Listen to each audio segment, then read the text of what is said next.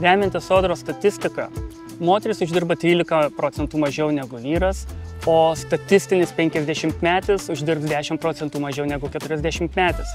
Pirma mintis, kad tai yra įsisenėjusios nuostatos ir diskriminacija. Bet ar tai yra vienintelė priežastis? Galbūt darbo pasirinkimą lemia mūsų vertybinės nuostatos.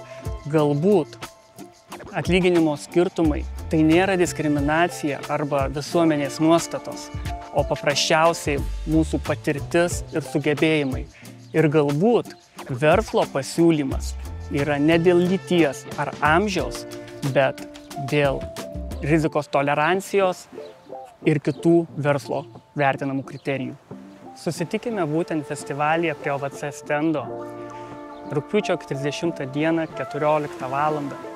Ir pakalbėkime apie naujas, besiformuojančias arba esamas nuostatas ir paieškokime bendro dialogo ir balanso tarp vyrų, moterų, amžiaus grupių bei verslo poreikių.